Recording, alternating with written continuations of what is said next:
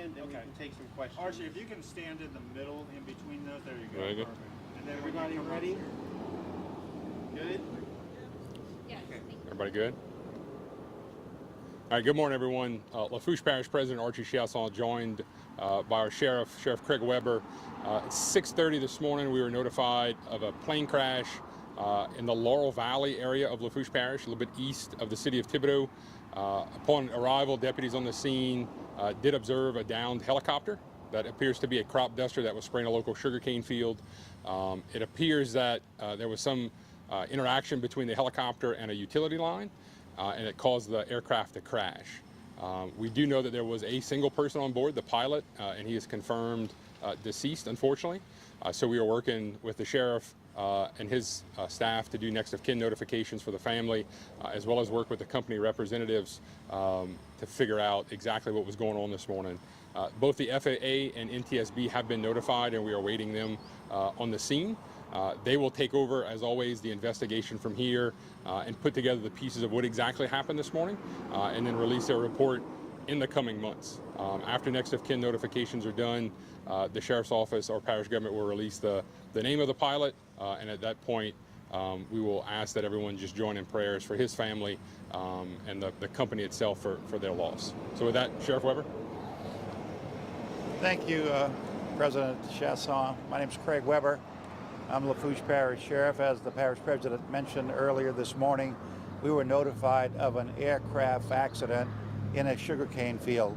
And Lafourche has a large agriculture footprint, so it's common during this time of year for crop dusters, be they airplanes, fixed wing, or helicopter mobile wing, to come in and start either doing herbicides or spraying ripeners for sugarcane at harvest season. This happened to be a helicopter. The pilot, as the Parish President mentioned, is deceased. He appears to have been flying for quite some time. He's in his 60s, from the Vermilion area.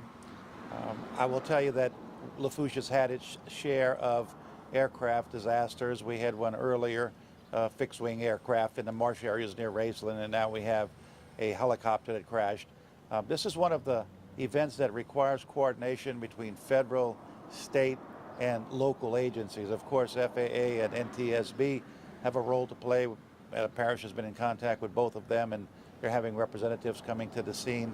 Our local coroner, naturally, in addition to law enforcement and the wonderful volunteer fire department that responded to assist and make sure that there was not a fire threat. They had to disconnect the battery given the fuel that was on the ground. And a state agency, the Department of Agriculture, there's probably some herbicides that was still in the plane that they have to tend to as well. So it is a very sad, tragic accident by a person who is doing what I, as a layperson, when it comes to aviation, certainly I'm not a layperson with respect to my job, but in aviation, it would appear that that is one of the more difficult flying areas of flight. I know in the past, in the 30-some odd years that I've been sheriff, we've had other cases where there have been aircraft go down. This is one of the few fatalities, but you're in closed, confined areas. You have to be sensitive to wind direction. You have to be precise in where you locate the herbicides, and you have so many various obstacles, everything from trees to power lines to other aircraft, birds, you name it. So consequently, I agree. We certainly offer our condolences and our sympathy to the family, and hopefully this tragedies like these can be avoided.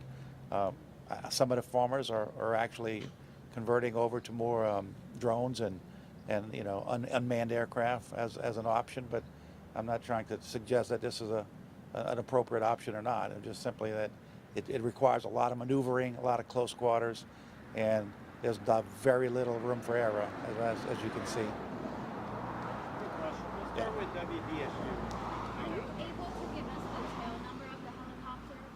I'm sorry. Are you able to give us the tail number of the helicopter, or maybe the company name? JBI is the name of the helicopter company. I think they're out of Abbeville. I do not know the tail number. The Parish President may. WGNO. Y'all just talked about the fact that there have been multiple crashes that you guys have been seeing. Does it feel like deja vu, especially with the most recent one in April, if both of you have time? Totally unrelated. The one in April was a fixed wing weather issue, and this one was a helicopter flying in, close quarters doing crop dusting. But I guess Lafourche is an area with a lot of aviation. We have an airport in South Lafourche where planes come in and out.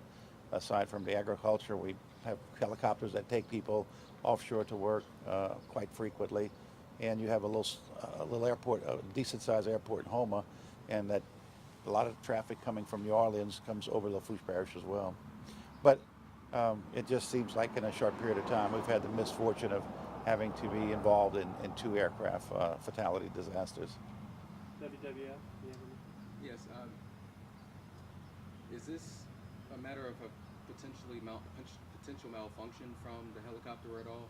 I think you had said something about what caused the helicopter crash. It was a little hard to hear.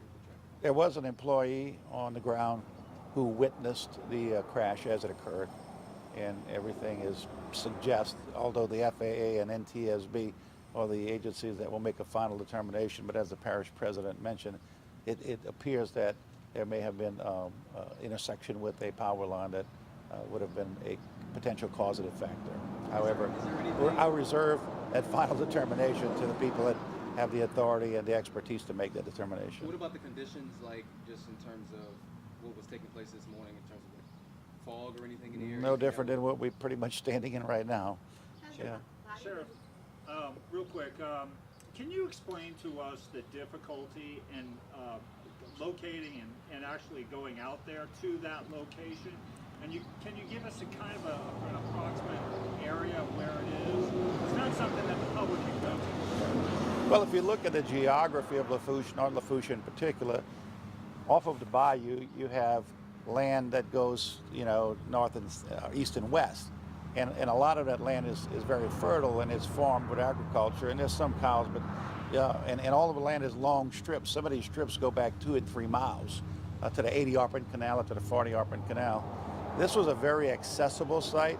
There was a sugarcane headland, as they refer to it, a unimproved dirt road, but it's one that was dry and easy to traverse.